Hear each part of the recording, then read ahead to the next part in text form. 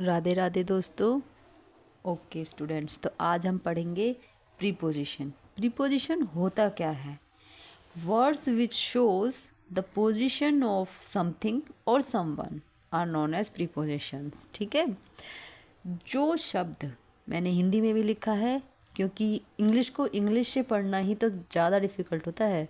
ठीक है, तो जो इंग्लिश में ना समझे मैंने उनके लिए हिंदी में भी लिखा है। वो शब्द जो हमें किसी इंसान या किसी वस्तु की स्थिति बताते हैं उन्हें प्रीपोजिशन बोलते हैं।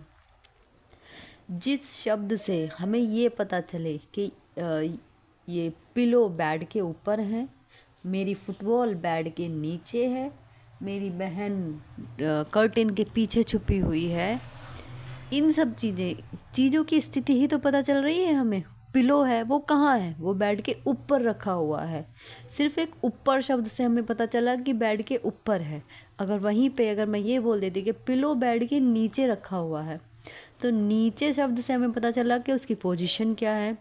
किसी इंसान के बारे में, जैसे कि मेरी सिस्टर कर्टेन के पीछे छुपी हुई है, तो उससे हमें पता चला कि सिस्टर की पोजीशन क्या है। तो इसीलिए वर्ड्स ऐसे शब्द जो किसी इंसान की, ठीक है, पोजीशन बताएं, समथिंग किसी चीज़ की या समवन किसी इंसान की पोजीशन बताएं, वो वर्ड्स प्रीपोजिशन होते हैं। ठीक है, प्रीपोजिशन होते क्या क्या हैं? प्रीपोजिशन होते हैं इन मतलब में, किसी चीज़ में, ठीक है, ऑन किसी चीज़ के ऊपर, अंडर किसी चीज़ के नीचे, ओवर किसी चीज़ के ऊपर। ठीक है, अब आप कहोगे ये भी ऊपर और ये भी ऊपर, इन दोनों में फ़र्क पता है क्या है? ऑन होता है टच में रह के कोई चीज़ ऊपर हो, जैसे टेबल के ऊपर एप्पल रखा है तब हम ऑन लगाएंगे। ठीक है, an apple is on the table, touch में है, एप्पल जो है वो टेबल के टच में है, तो यहाँ पर ऑन लगेगा।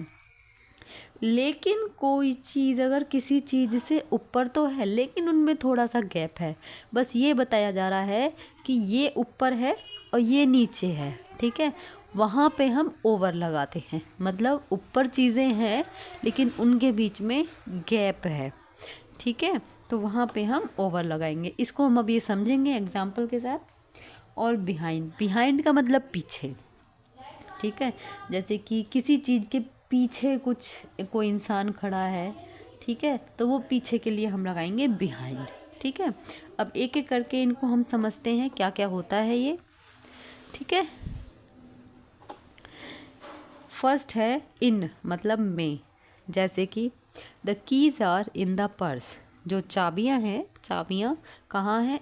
पर्स में, पर्स के अंदर हैं। में मतलब इन मतलब में, और अंदर किसी चीज़ के अंदर, ठीक है, पर्स के अंदर हैं चीज़ें, जो चाबी है वो पर्स के अंदर है।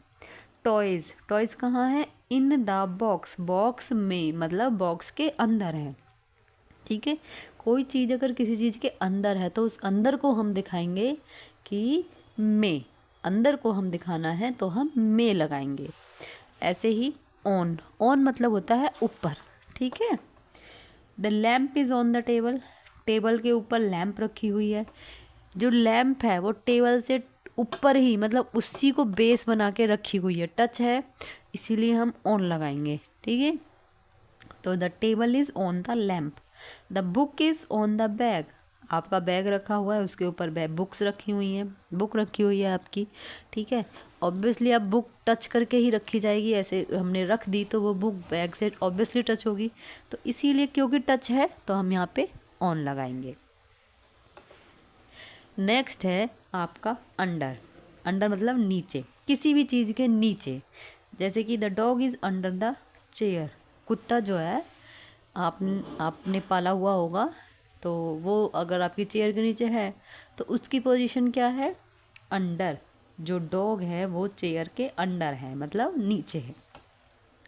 The man is sleeping under the tree, पेड़ है उसके नीचे आदमी सो रहा है। ठीक है, तो आदमी कहाँ सो रहा है? Under the tree. कहाँ सो रहा है? अंडर द ट्री सो रहा है आदमी, अंडर द ट्री सो रहा है। ठीक है, तो ये हो गया आपका इन, ऑन और अंडर। ठीक है, अब नेक्स्ट है आपका ओवर और बिहाइंड। ओवर ऊपर, मैंने बताया आपको किसी वस्तु से ऊपर।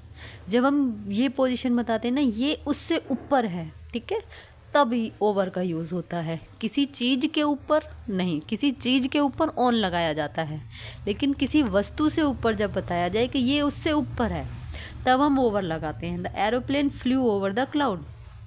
जो एरोप्लेन होते हैं वो क्लाउड से ऊपर उड़ते हैं। अब क्लाउड के ऊपर तो नहीं उड़ते ना, क्लाउड से टच करके नहीं ना। ये एक कंडीशन बताई जा रही है कि जो एरोप्लेन्स उड़ते हैं वो क्लाउड से ऊपर उड़ते हैं। ठीक है, तो ऐसे वाला जब हम कंपैरिजन करते हैं, the bird is flying over the tree, tree से टच करके नहीं उड़ रही हैं, ट्री से ऊपर उड़ रही हैं, एक गैप है बीच में, तो उस गैप के लिए हम ओवर लगाते हैं कि जो चिड़ियाँ हैं वो ट्री से ओवर उड़ती हैं, ऊपर उड़ती हैं। नेक्स्ट है आपका बिहाइंड, पीछे। ये तो सिंपल है, बिहाइंड मतलब पीछे, किसी भी चीज़ के पीछे। The girl is behind the curtain, जो लड़की है वो कर्टेन के पीछे छुपी हुई है। और the rabbit is behind the bushes, जो खरगोश है वो झाड़ियों के पीछे छुपा हुआ है। ओके, आई होप आपको क्लियर हो गया हो ये सारा। चलिए, वर्क हार्ड। ओके।